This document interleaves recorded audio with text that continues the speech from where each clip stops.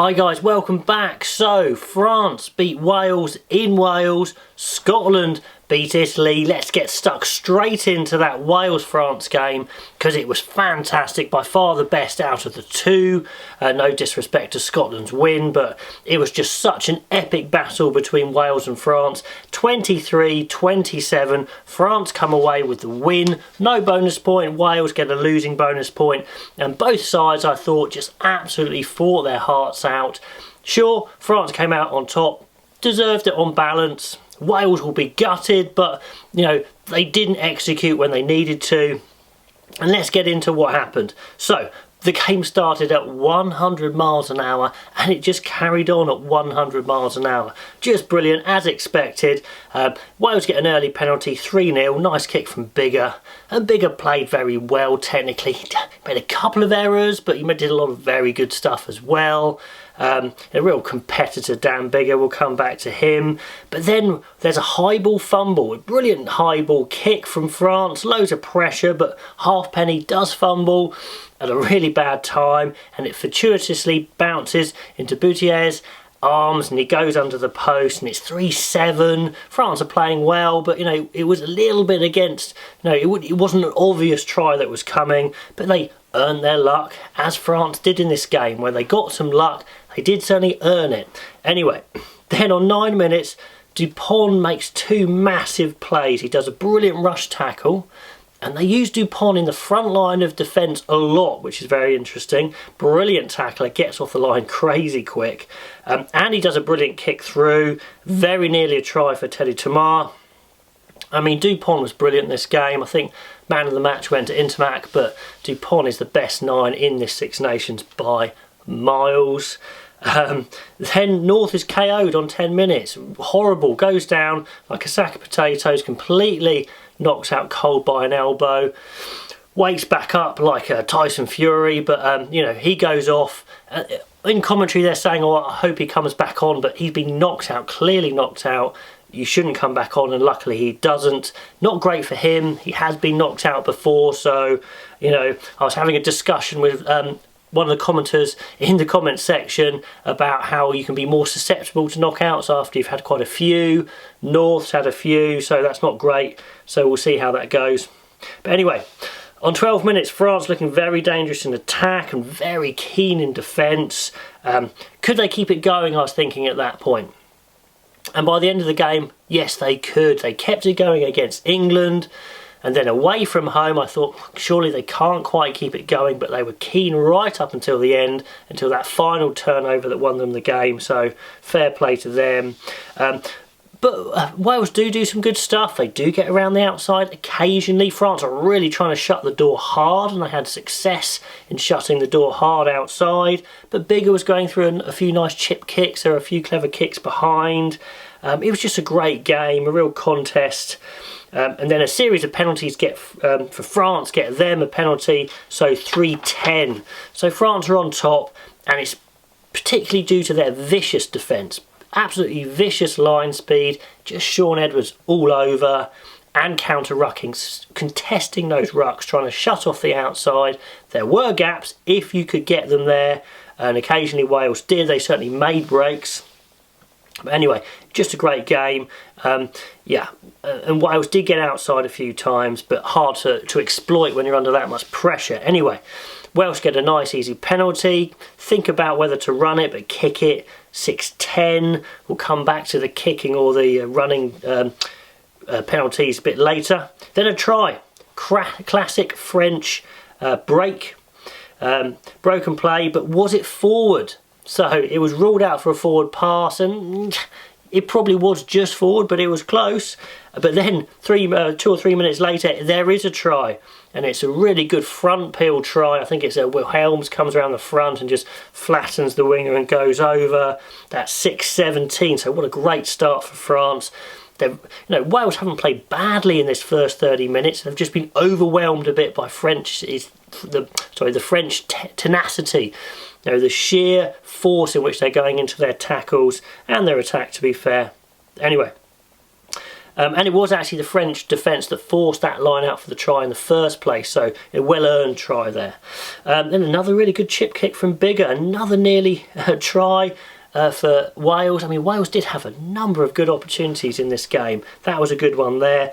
But France scramble. I mean, their defence wasn't impenetrable, but it was more aggressive than organised, and Wales were going through, they were getting over them, but they just couldn't convert. They get a penalty this time, so that's 9-17, so 8 points behind. And at this point, I'm just made a note that Dan Bigger loves moaning. Goodness me, he moans at everything. Now, he's a great player, what a competitor. Love Dan Bigger, but my goodness, he moans. Does it bother me? Not particularly, but it's pretty obvious, and just literally moaning all the time. The world's not fair, poor guy. Anyway, he actually played pretty well. 38 minutes, really quick speed and movement from Wales' attack. They get a penalty 5 metres out. Get a line out, then another penalty and a yellow card. And Wales had a couple of periods of yellow cards. And they're under the post, they're not sure, but they take the scrum and not 3 points. Big chance now. They need to score. When you turn down such an easy 3 points, you've got to score. And they hammer away, get another penalty under the posts. Scrum again. And Dupont just knocks Davis off balance, creates some chaos, and France hold out. So no points from an easy 3 points. They run. Also, it runs down the yellow card quite a lot. Big moment. So half time, France are still more than a converted try up, 9-17. Great first half. France come out on top. Now, nothing could live with the pace of that first half, and it was a slightly slower pace second half, but still a very good one. And it went to a crescendo at the end. Anyway, Wales are looking to play out their 22 a bit too much, I'd say. It's clearly a tactic, but with the French D so swarming, not a good idea. And they do mix it up a bit, but that did scare me a little bit. Tompkins, nice little chip from Wales. He did lots of good touches, Tompkins. He does make mistakes, but he does lots of good stuff as well. So I think he did okay. I think he's done enough to hold on to his spot, certainly in attack. Anyway, and Wales, they managed to get a 5 metre line out, and they need points this time, and yes, they get it. Lewis does a dummy to nobody, but whatever, crashes over under the sticks. Try. Converted, so 16-17, so a point in it at this point, okay? And Wales are building nicely. They have a really good attack, actually. Then number of phases, right, then left, then trying to work the ball around the edge. It is on to get around the edge. It's not definite try scoring, but they were going to get away one-on-one with a fullback, and Tompkins forces the pass just a little bit too much into Matt Gambles, makes the interception. Oh my God, goes down the length of the pitch. Try, 16-24, massive turning point, massive turning point. And one of the differences is the insane line speed from France. Now Wales weren't poor in defence, it's just France were desperate in defence. Anyway, Teddy Thomas didn't have his finishing boots on, made a note at this stage, very quiet game, and I think he gets hauled off instead of Fiku, who's on the other wing, who's actually a centre, which shows you how quiet Thomas was actually. But anyway, Parks makes a really bad mistake to compound this try on 60, kicks out on the full under no pressure, shuts Wales' momentum down lots, and on 60 minutes, France are looking on top, well on top. Wales are still playing well, but you think this is France's game. And Dupont buys a penalty. He's such a clever player, Dupont. Slight interference from Wales on the floor. Dupont could easily get the ball out, but decides to drop it, so they have to play the penalty. Clever stuff. Anyway, so 16-27, stretching the lead. Then Wales, another big chance, 64 minutes. 5 metre line out, they need the points. It looks like a deliberate knock-on from France to deny the try. Well, here's the thing. Did the player mean to knock the ball on? Yes. Did he try and disguise it into a tackle? Yes, and that's what you do. Could they prove it? Probably not.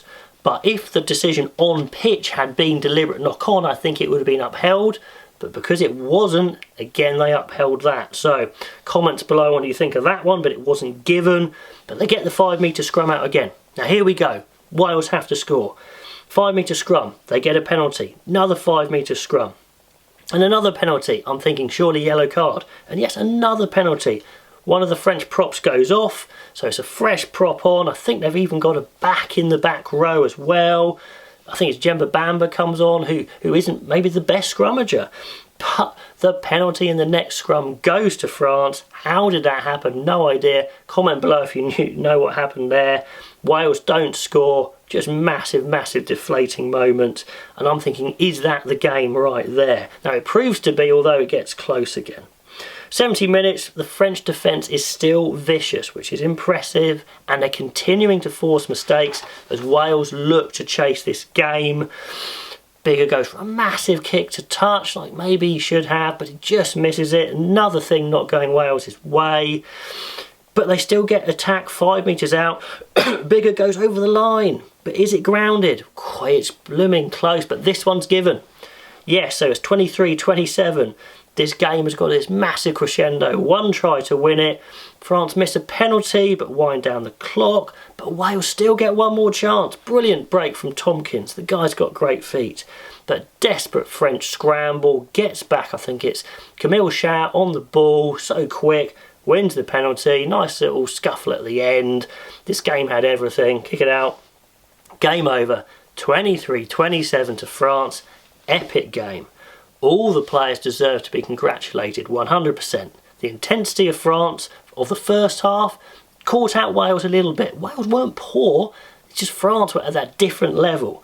And that D pressure created mistakes and Wales couldn't convert enough, but they'll be gutted. Wales are gutted. They did have chances to score, 2 periods of yellow cards, and they had lots of 5 metre scrum opportunities that they just couldn't convert. And there was only 4 points in it at the end. There you go.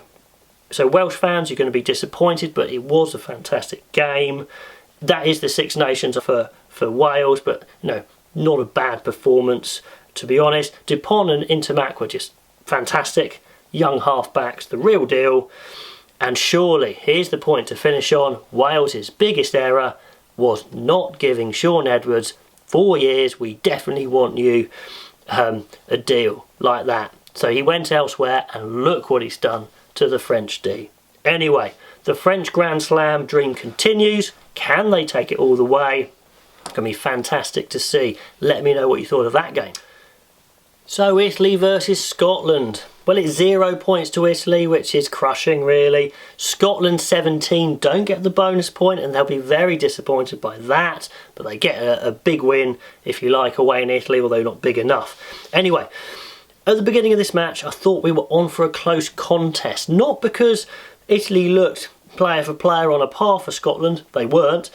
It's just they were really up for this game. They were targeting it, and throughout the game, Scotland just kept making mistakes and errors, letting Italy into the game, but Italy just not quite good enough to convert. But anyway, into the game, Sutherland, big boy Sutherland, was making hay in the scrum. He was getting loads of penalties. Scotland were on top set piece, no doubt, in this game. They were on top in the maul, no doubt. Italy's maul, they tried it many times and just got nowhere. Hogg was really good, but some aggressive Italian D keeps him out. They miss a penalty from Hastings, I think. Hastings' goal kicking is okay. Hastings overall was good, but not 100% sold. Let me know what you think. But anyway, 70 minutes, it's 0-0. Both sides are actually choking quite badly in the red zones when they get scoring chance. But yeah, the Scottish scrum is crushing the Italians. Scotland are well on top, better players, etc. Then the breakthrough, 22 minutes, Hogg, just pure pace, roast Hayward. Hayward's a good solid player, but nowhere near Hogg. Huge tight tuck and dive. Hogg doesn't want to drop the ball anymore. So 0-5, no conversion. Scotland off and running. And then 5 minutes later, Watson makes a brilliant surge out wide.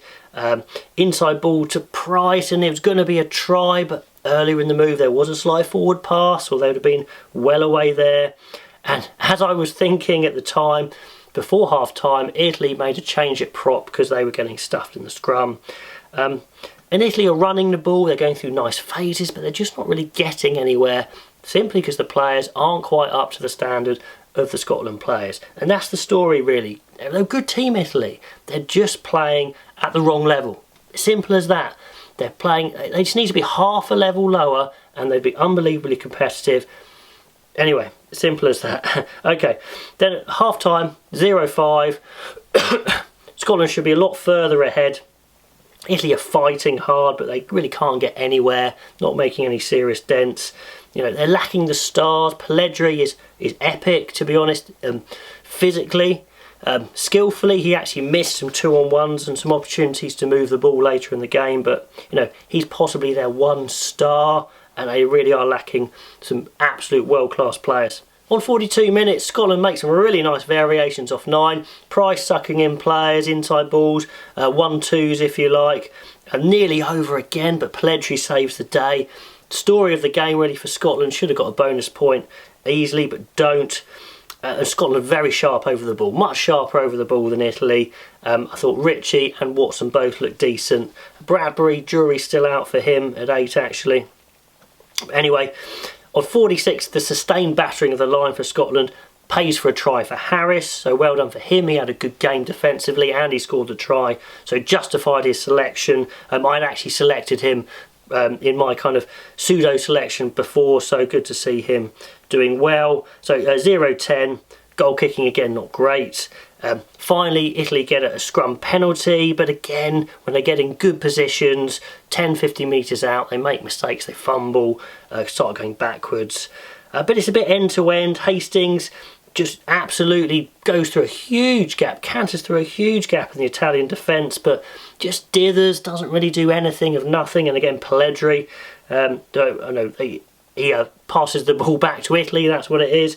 They go up the other end and all Pelledri needs to do is move the ball on one more time and they're probably in, but they're just not quite good enough to do that. So the Italian attacking shape is good, it's just not got the players to do what they want to do. Anyway, question. Scotland, they should get a bonus point, but will they at this point? And actually Italy at this point are 3 points away from a losing bonus point. In the end, Italy don't get anything, and indeed Scotland don't get a bonus point either. George Horn's on. My God, that guy is nippy. Just a note here, is he like too small to tackle? Especially when he can't tackle high. It's quite a useful trait being that small in some ways. 69 minutes, some good attack versus some good defence, and it actually goes into quite an even last period of the game. Both sides going at it very nicely. You know, Italy give everything. And finally Italy managed to break through, but they knock it on, and eventually Scotland get the ball back and Hastings strolls up the blind side off a counter-attack try. 0-17, but they can't get the bonus point score. Scotland should have got the bonus point score easily. Their Six Nations was over before this match, but they had to have the bonus point to have any chance, so it's definitely over now. And Italy gave everything. I like them a lot, but they just simply don't have the players to compete at this level. They need to be at a slight level down. But anyway, there you go. Let me know what you think of these games. Let me know what you thought of that Saturday's rugby. And after England's game, I'll be back with another video.